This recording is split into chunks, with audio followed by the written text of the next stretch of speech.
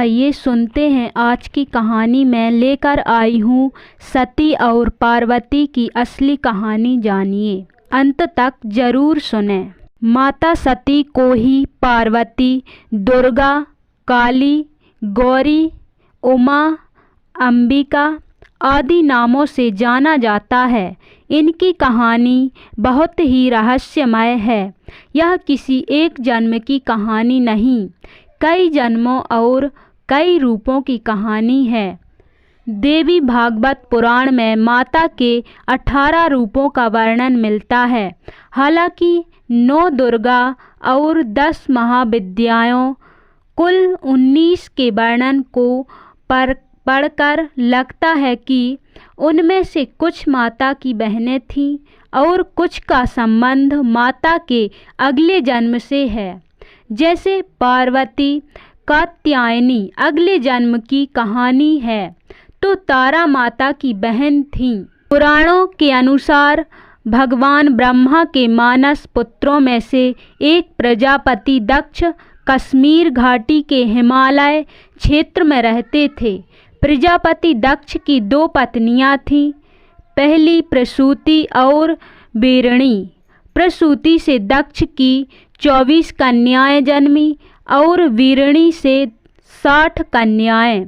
इस तरह दक्ष की 84 पुत्रियां और हजारों पुत्र थे। राजा दक्ष की पुत्री सती की माता का नाम था प्रसूति। यह प्रसूति स्वयंभू मनु की तीसरी पुत्री थी। सती ने अपने पिता की इच्छा के विरुद्ध कैलाश निवासी शंकर जी से विवाह कर लिया था। सती ने अपने पिता की इच्छा के विरुद्ध विवाह किया था। रुद्र को ही शिव कहा जाता है और उन्हें ही शंकर, पार्वती शंकर के 2 पुत्र और 1 पुत्री है। पुत्र गणेश और कार्तिकेय और पुत्री बनलता।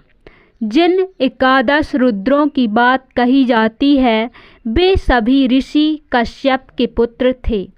उन्हें शिव का अवतार माना जाता था।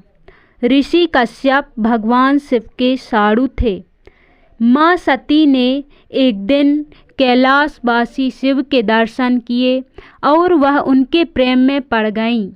लेकिन सती ने प्रजापति दक्ष की इच्छा के विरुद्ध भगवान शिव जी से विवाह कर लिया।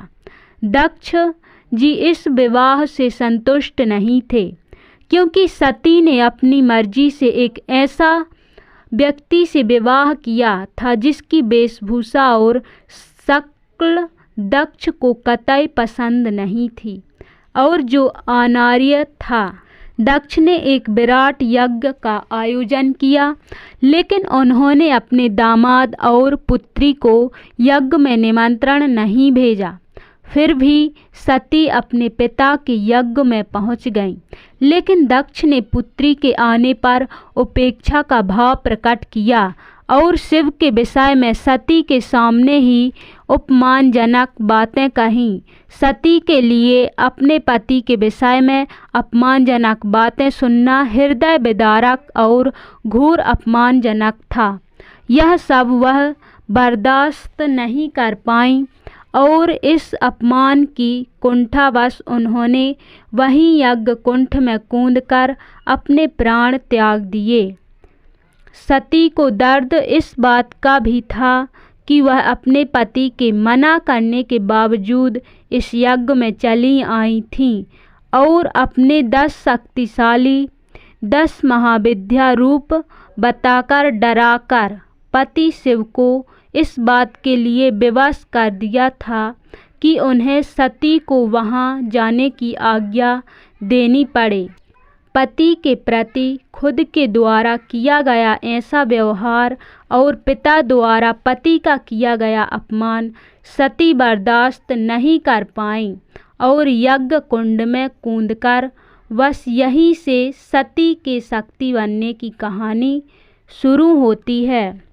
दुखी हो गईं शिव जब यह खबर सुनते ही शिव ने वीरभद्र को भेजा, जिसने दक्ष का सिर काट दिया।